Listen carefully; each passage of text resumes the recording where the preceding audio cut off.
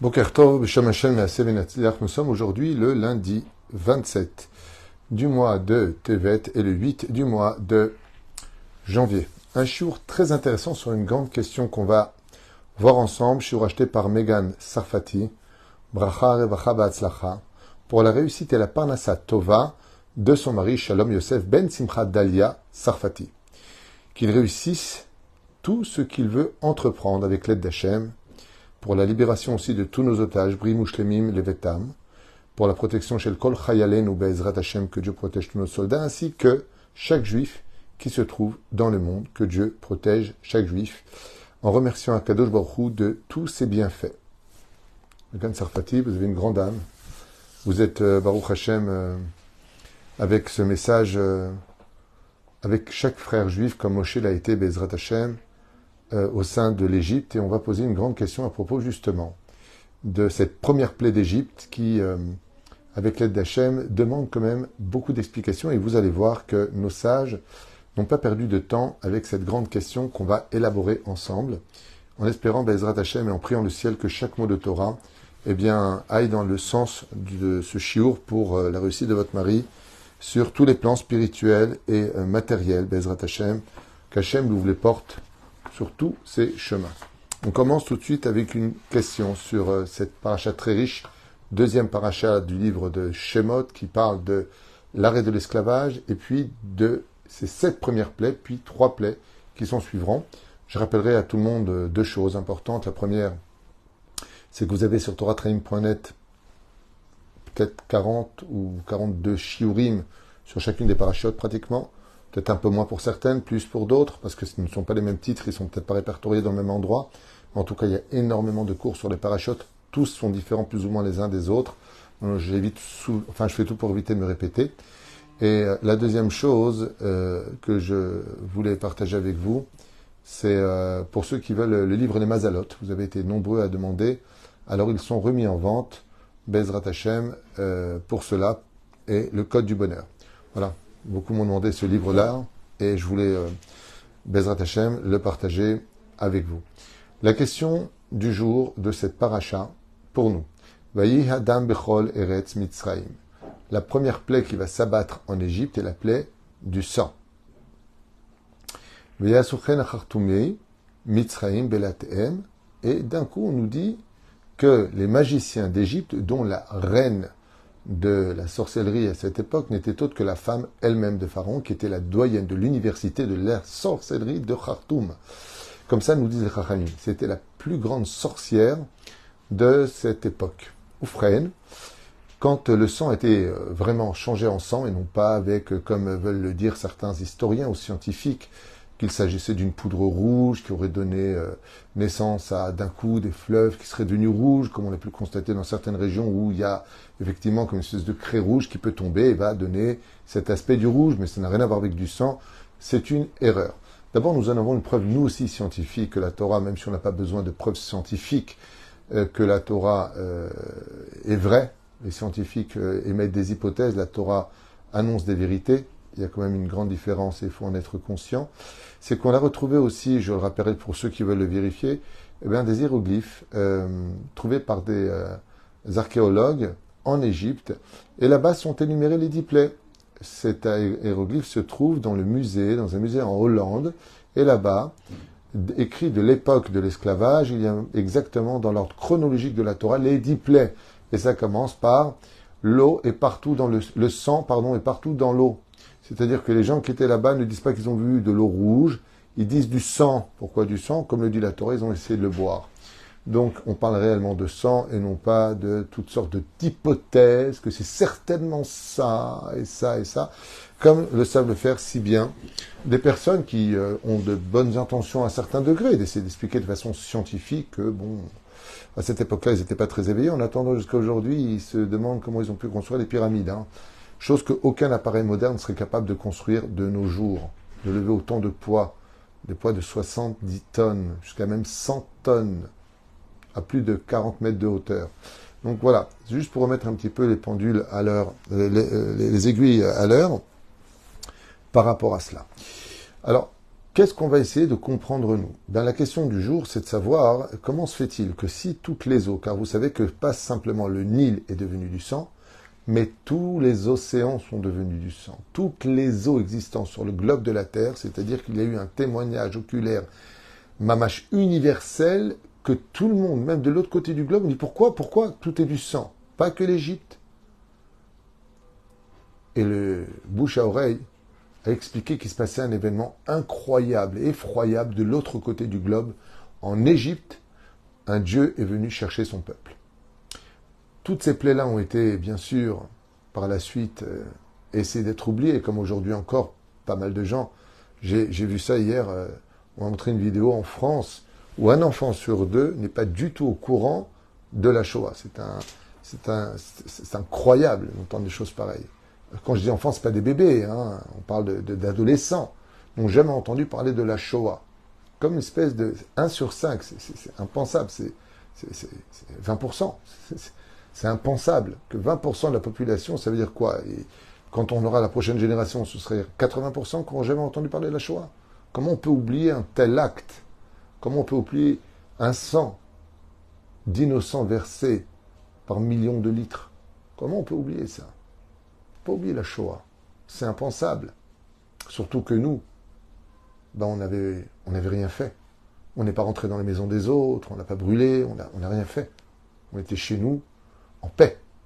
On n'est pas venu embêter. Donc, il n'y a pas de tenant et aboutissant.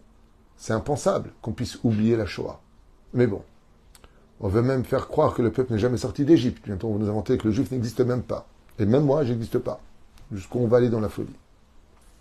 La question qui est posée, c'est, tout le monde était au courant, cette eau du sang. Ben, si tout était du sang, comment est-ce que les sorciers eux-mêmes ont pu transformer de l'eau en sang? Si tout était du sang, il n'y avait pas donc de l'eau pour le rendre du sang. Voici que vous allez entendre 10 explications sur cette question-là, pour vous dire combien d'encre ont été versées pour répondre à cela. Première réponse. Makadam rakamaim reuyim lishtiya afrou ledam. Première explication qui explique le Malbim. Oui, toutes les eaux sont devenues du sang, mais uniquement les eaux qui étaient consommables sont devenues du sang, car le but de la makat d'âme était d'enrichir, donc la makat du sang, la plaie du sang, était d'enrichir les Hébreux. Donc, l'eau qui n'est pas potable, de toute façon, personne ne l'aurait bu. Oufren, quelle eau n'est pas potable? La mer. Ils ont changé l'eau de l'océan en mer. Ulam me'ayam, lo ayureum leshtia venish'aru betsuratam. Car seules les eaux qui étaient consommables sont devenues du sang, mais les eaux inconsommables, comme l'eau de l'océan, ne sont pas devenues du sang. Et les sorciers de l'époque ont pris de l'eau de l'océan qui n'était pas changée en sang, ou ils l'ont transformée en sang par toutes sortes, par contre, de manipulations et prestidigitation. Deuxième explication, d'où est-ce qu'ils ont trouvé de l'eau pure pour le rendre du sang? Vous savez que l'eau représente la bonté, le sang représente la rigueur, la justice, le mal. L'eau représente le bien, l'eau de vie. Juste que vous sachiez. Amitzrim lakrou maïm me eretz Goshen. D'où est-ce qu'ils auraient trouvé de l'eau? Si tu dis que toutes les eaux sont devenues du sang, car pas tout le monde est d'accord avec le Malbim. Il dit oui, d'accord, mais n'oublie pas un détail. Les plaies ont tous touché l'Égypte, mais pas la province de Goshen. Shesham, l'opagou makatadam eyot, Shesham chayou bnei Israël, étant donné que là-bas vivaient les Hébreux, la plaie du sang n'a pas pénétré leur région. Et les Khartoumim sont venus prendre de l'eau de Goshen et l'ont transformée sous les yeux de Moshe en sang. Ve'asor Khartoumim kishufim les dames. Donc, ils auraient donc trouvé chez les Hébreux de l'eau pure. Troisième explication, d'où est-ce qu'ils auraient trouvé de l'eau pure pour le rendre du sang? Makat dam neifrou les dames rakamaim shayu al haaretz.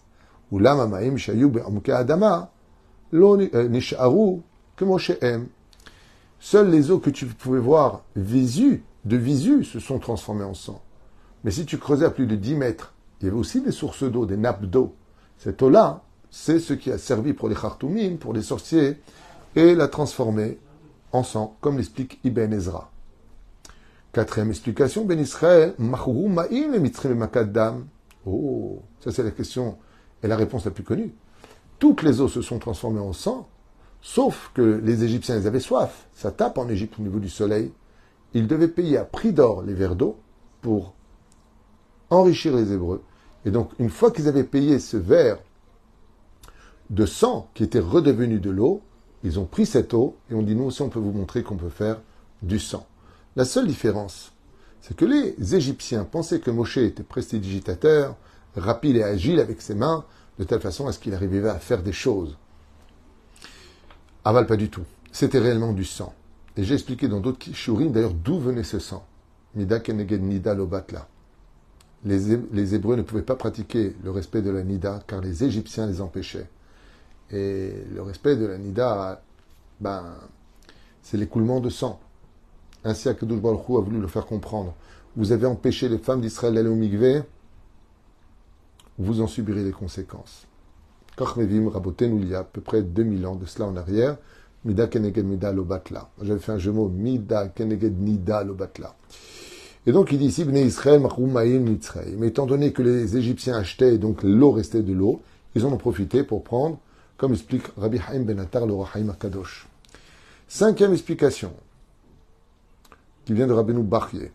Kevan, chez Moshe Rabbeinu Iziret Paro, chez Tiyé Makadam, étant donné que Moshe avait prévenu Pharaon que l'eau allait se transformer en sang, Izarzo Khatumim Lakrumaim Kodem Makadam, ou Bekor Kishufim Afro Otam Ledam, Veasuchen, Shetavo Makatadam. Et là, il donne un chidouche extraordinaire à Rabbeinu Bachye. Il dit, étant donné qu'ils étaient au courant que Moshe partait vers le Nil avec Aaron pour transformer l'eau du Nil en sang réel, qu'est-ce qu'on fait? Les Khartoumim, ils ont vite pris une cuve d'eau, avant que Moshe ne donne le coup. Ils l'ont transformé en sang. Et dès que Moshe a transformé, les regards, nous aussi on l'a fait. C'est-à-dire que l'eau, il l'avait récupérée avant, selon Rabbeinu Bachye. Sixième explication. Ine Yadoua. Shemekor, Neviato, Shalanilus, Elom Bemitzraim. On sait tous que le Nil ne vient pas de sa source du Nil. Et là, Mebidinat Habash, et qui vient d'un autre pays. Elle prend sa source, sa racine d'un autre pays que l'Égypte. Omakad-dam, Rakamaim Shivan Nilus. Mais Knisatan, le Mitzraim, Nifrou les dames. Et étant donné que seul le Nil qui traverse l'Égypte a été transformé en sang, les Khartoumim sont partis au-delà de la frontière de l'Égypte, où là-bas l'eau n'était pas transformée en sang. L'eau nefra les dames. Comme explique ici Oznaïm la Torah, que même si toutes les eaux, comme explique nos Chachamim, du monde entier étaient transformées en sang, le début du Nil où sortait l'eau n'a pas été transformé. Et donc, qu'est-ce qu'on fait les Khartoumim? Ils sont partis chercher cette eau-là. Une grande question qui se pose dans la question elle-même. Pourquoi Dieu il a laissé de l'eau potable pour qu'il puisse se transformer en sang? De l'eau qui est restée de l'eau.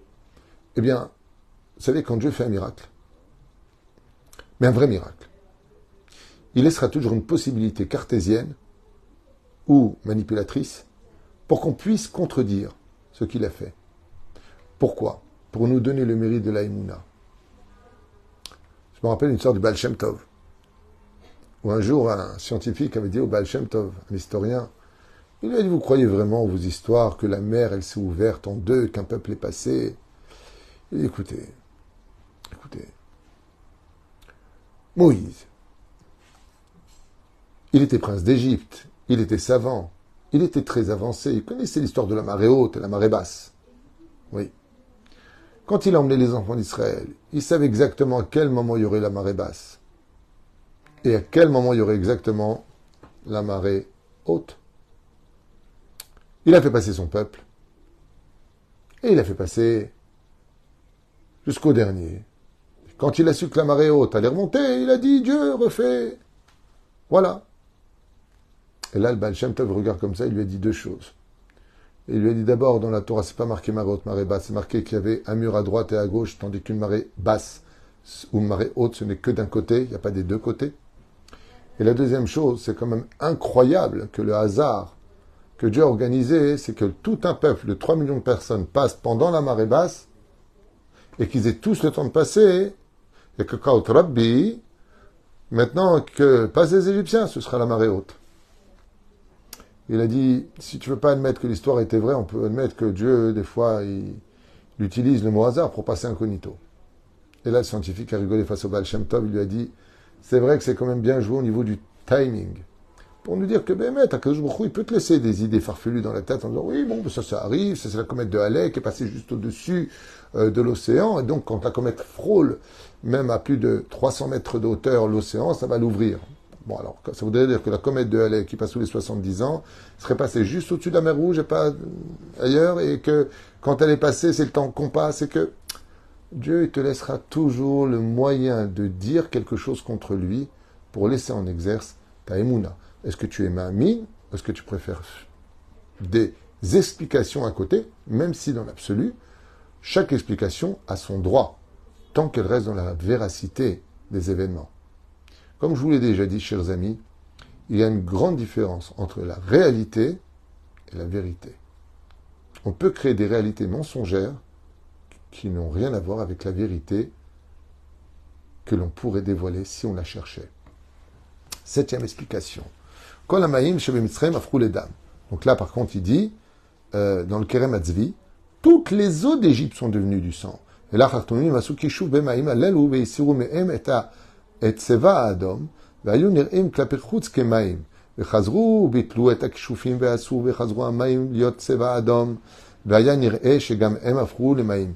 Alors il dit ici une autre explication très bizarre, qu'une partie des Chartomim ont pris l'eau avec le sang, qu'ils ont essayé avec des incantations et des démons de retirer le sang, présentant de loin, soi-disant, de l'eau transparente, et en fin de compte, ils ont relâché le sang à l'intérieur en disant « nous aussi on peut le faire ». En d'autres termes, ils nous ont arnaqué avec notre propre maca, la propre plaie qui est donnée ici. Ok, explication à savoir.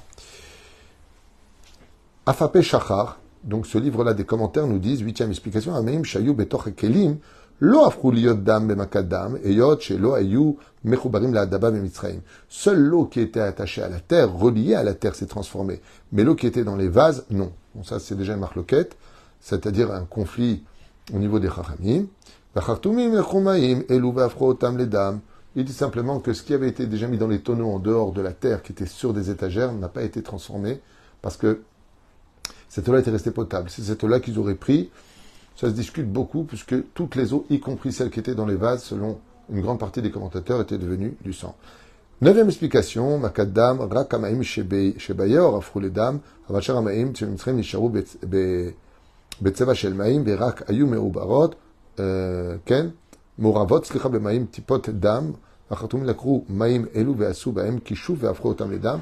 Et là, le Tam Vadaat, il dit que pas toutes les eaux sont devenues du sang, mais essentiellement le Nil, ce qui fait que les Chartomim se sont mis à chercher partout peut-être qu'il y aurait de l'eau. Ils ont trouvé quelques régions, quelques lieux où il y avait de l'eau, et ils l'auraient transformé en prenant du sang du Nil et le mettant dedans par prestidigitation, en disant nous aussi on peut le faire.